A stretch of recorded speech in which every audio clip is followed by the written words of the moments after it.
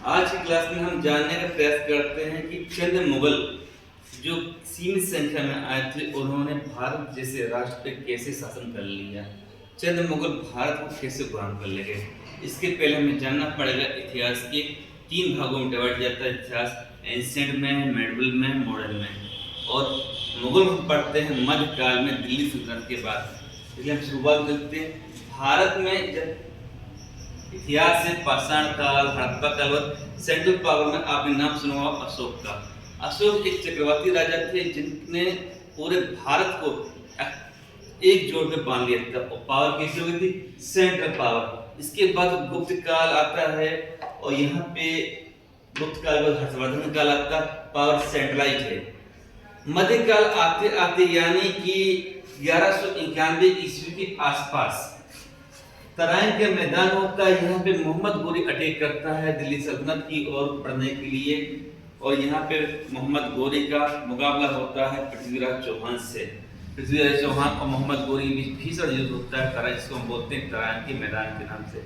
तराइन का पहला युद्ध होता है 1191 ईस्वी में, जिसमें मोहम्मद गोरी हार जाता है, पृथ्वीराज चौहान जीत जाता है।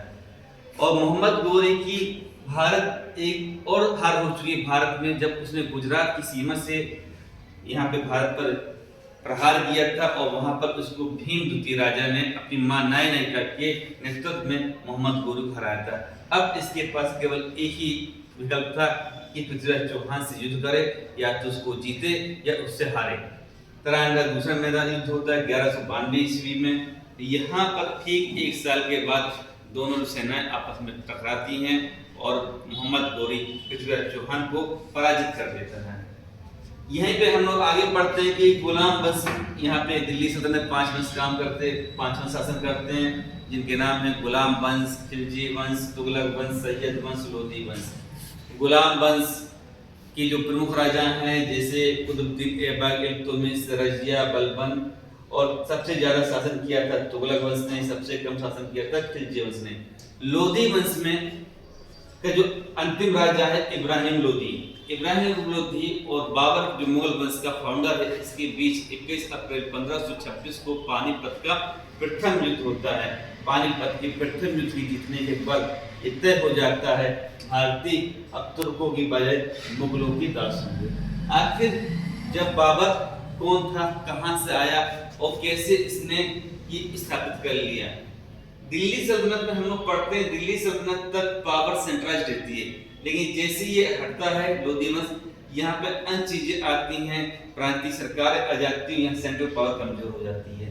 बाबर फरगना का रहने वाला है, इसके फादर मिर्जा गियास बेग मिर्जा गियास बेग हैं और फरक्का का रहने वाला है, लेकिन इसके चाचा और इसके परिवार के लोग इसको रहने नहीं देते हैं। 12 वर्षीय अवस्था में ही ये दर्द की ठोकरें खाने लगता है बाबर।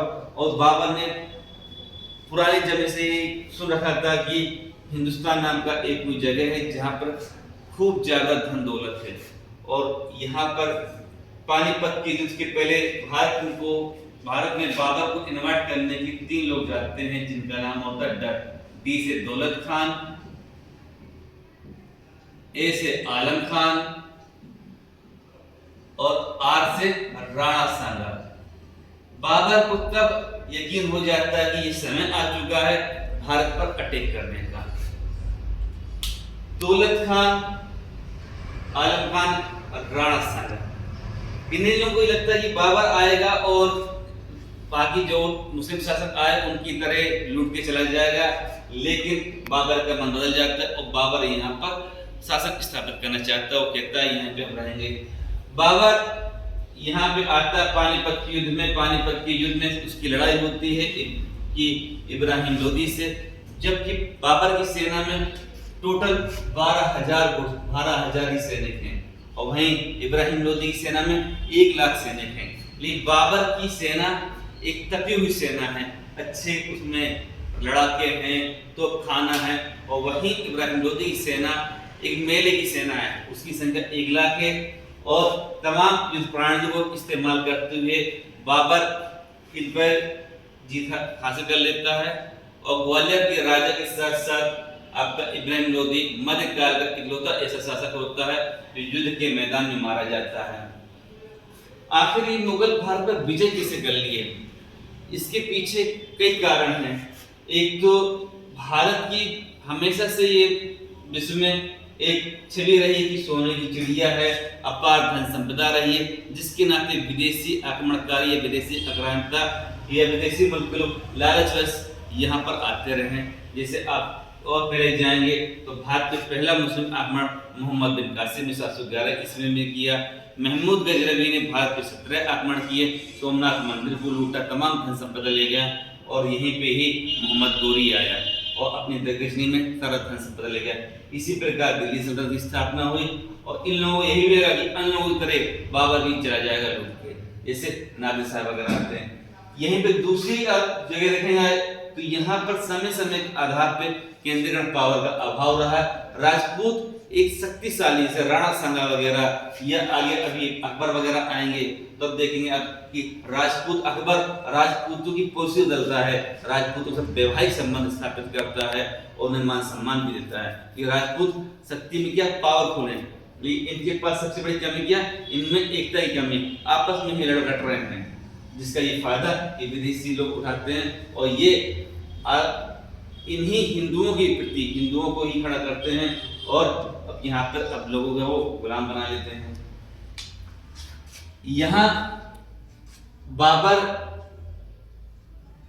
और भी युद्ध करता है, पानीपत युद्ध के अलावा खानवा का युद्ध करेगा, घाघरा का युद्ध करेगा, चंदेर का युद्ध करेगा और 1530 ईस्वी में बाबर की आगरा में मृत्यु हो जाती है और इसके बाद इसकी पत्नी इसको काबुल ले जाती है, काबुल में दफना दिया जाता है। यानी कहें मुगलों ने चंद मुगलों ने भारत की यूनिटी न होने के कारण उनको अधीन कर लिया। मुगलों का पूरा कालखंड दो भागों में डिवाइड करके पढ़ते हैं, 1526 से 1707 तक। इसमें मुगलों के प्रमुख शासक हैं बाबर से लेकर औरंगजेब तक। बाबर, हुमायूं, अकबर, सलीम जिसे जहांगीर कहते हैं, शाहजहां और औरंगजेब। औरंगजेब के 4 लड़के रहते हैं, दारा, शुजा, मुराद और औरंगजेब, और चारों एक से बढ़कर एक रहते हैं। मुगलों की जो आम लत होती है शराब और महिला भक्त उनसे अलग होते हैं। वहीं दूसरा 1707 से 1857 तक जहां बहादुर शाह जफर है और आज मुगल इस तरह अधीन हुए हैं, मुगलों ने सबको अधीन कर लिया है और एक समय ऐसा आएगा इतिहास में कि पूरा मुगल सिर्फ लाल किला तक ही सिमट जाएगा और फिर हम लोग दास्तान किसकी हो जाएगी? अंग्रेजों की, जिसको हम लोग बोलते हैं ब्रिटिश का काल। ब्रिटिश का अंग्रेज जब हमें दास बनाएंगे तब उस समय होता है आपका बक्सर का युद्ध होता है जो 22 अक्टूबर 1764 को होता है। लेकिन प्लासी की संधि के बाद, प्लासी के युद्ध के बाद आप जितना हो जाता है कि भारतीय मराठों के गुलाम नहीं होंगे, ब्रिटिश के गुलाम हो जाएंगे। इन कारणों से, इन विवेचनों के आधार पर मुगल इतने बड़े भूभाग को अपने अंडर पे ले गए। अगली कक्षा में पढ़ेंगे आखिर अकबर इतना पढ़ा लिखा व्यक्ति नहीं था, फिर भी वो एक महान शासक होता है और भारतीय इतिहास में 2 ही व्यक्तियों को महान कहा जाता है, अशोक को और अकबर को।